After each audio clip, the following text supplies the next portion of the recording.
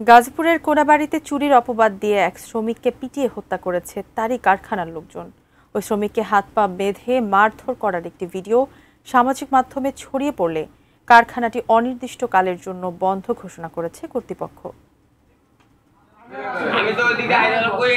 গত শুক্রবার রাতে গাজীপুরের কোনাবাড়িতে গ্রিনল্যান্ড কারখানার ভেতরে চুরির অপবাদ দিয়ে এক শ্রমিককে পিটিয়ে হত্যা করা হয়েছে বলে অভিযোগ উঠেছে। নৃশংস এই ঘটনার কয়েকটি ভিডিও সামাজিক মাধ্যমে ছড়িয়ে পড়েছে।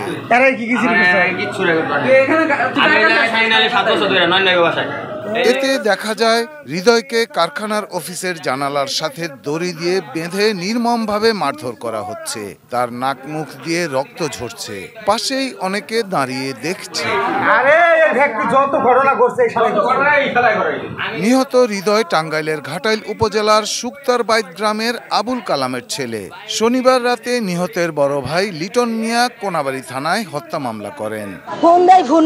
মোনালিসা হেভি ফ্লো 15 পিস প্যাকেটের সাথে 8 পিসের একটি প্যাকেট একদম ফ্রি।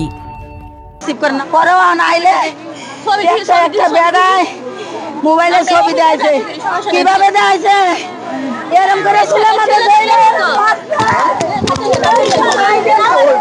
পুলিশ হাসান মাহমুদ নামে কারখানার এক শ্রমিককে গ্রেপ্তার করেছে। কোনাবাড়ি থানার ভারপ্রাপ্ত কর্মকর্তা সালাহউদ্দিন জানান, অন্যদের গ্রেপ্তারে অভিযান চলছে। একজনই আসামি অ্যারেস্ট হয়েছে। আর আপডেট হচ্ছে আমরা সিসিটিভি ফুটেজ অ্যানালাইসিস করে মূল আসামিদের শনাক্ত করতে পেরেছি। ওইগুলোকে ধরার জন্য আমরা রিকুইজিশন দিয়েছি। র্যাব কাজ করতেছে, আমরাও কাজ করতেছি। Shahidul Rana, desk report, ATN news.